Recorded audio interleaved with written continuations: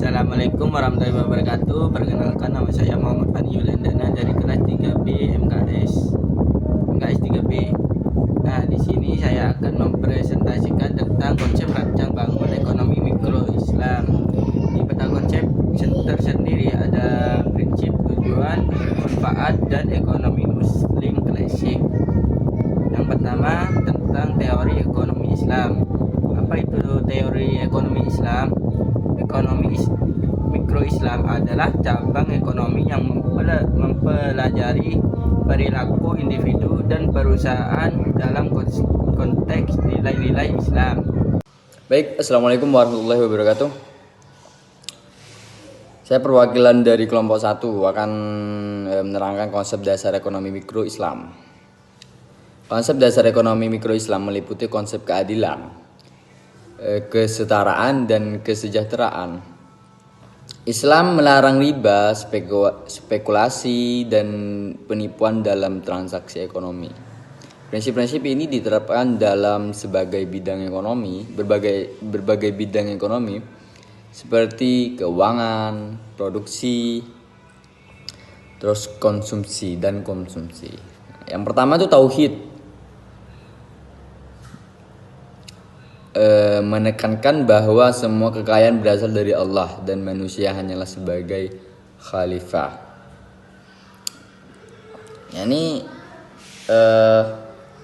Yang kedua, ini adalah keadilan. Menuntut adanya keadilan dalam distribusi kekayaan dan kesempatan ekonomi. Yang ketiga ialah kesejahteraan. Kesejahteraan itu ialah memperhatikan kesejahteraan manusia secara menyeluruh, baik material maupun spiritual. Yang keempat, amanah, menekankan pentingnya kejujuran dan tanggung jawab dalam menjalankan aktivitas ekonomi. Baik, selanjutnya kita menerangkan perilaku konsumen dalam ekonomi mikro Islam. Perilaku konsumen dalam ekonomi mikro Islam dipengaruhi oleh nilai-nilai Islam seperti halal, haram, dan prioritas kebutuhan. Konsumen Islam cenderung memprioritaskan kebutuhan dasar dan menghindari konsumsi yang berlebihan.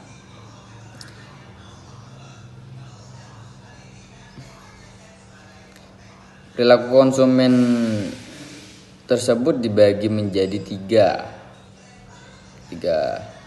Yang pertama adalah prinsip halal.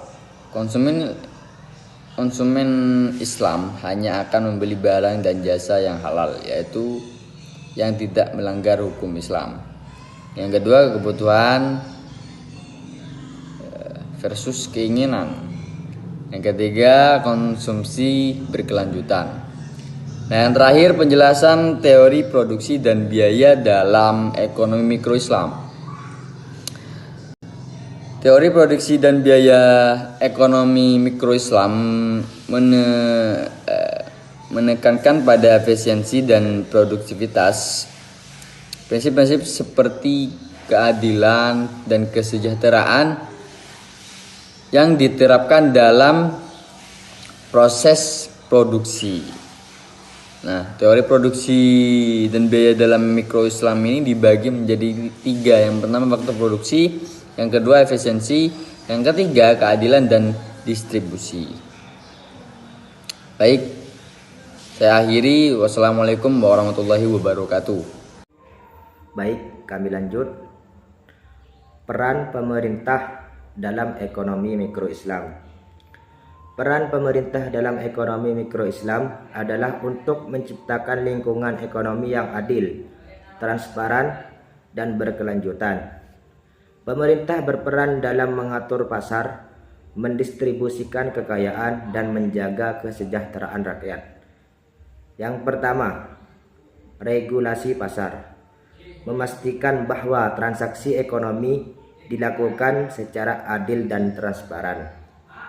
2. Mencegah riba. Memerangi riba dan memastikan akses terhadap pembiayaan yang adil.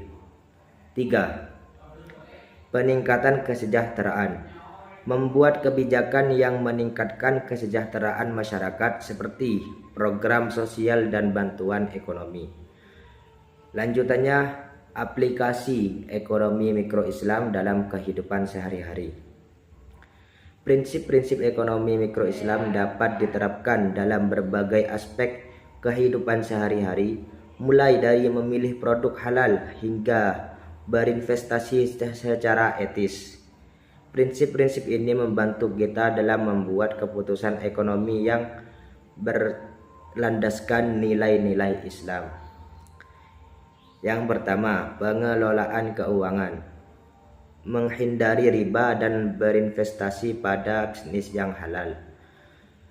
Yang kedua, konsumsi. Memilih produk halal dan menghindari konsumenisme berlebihan. Yang ketiga, transaksi. Memastikan keadilan dan kejujuran dalam setiap transaksi. Dan yang keempat, kesejahteraan sosial. Membantu orang lain dan berkontribusi pada masyarakat. Dan yang terakhir, kesimpulan dan penutup. Ekonomi mikro Islam memberikan kerangka kerja yang komprehensif untuk memahami dan menerapkan nilai-nilai Islam dalam kehidupan ekonomi. Prinsip-prinsip seperti keadilan, kesetaraan, dan kesejahteraan dapat menjadi panduan dalam membuat keputusan ekonomi yang baik dan bermakna. Baik, sekian dari kelompok kami. Apabila ada salah kata dari awal sampai akhir, kami mohon maaf. Wabillahi taufiq wal hidayah. Wassalamualaikum warahmatullahi wabarakatuh.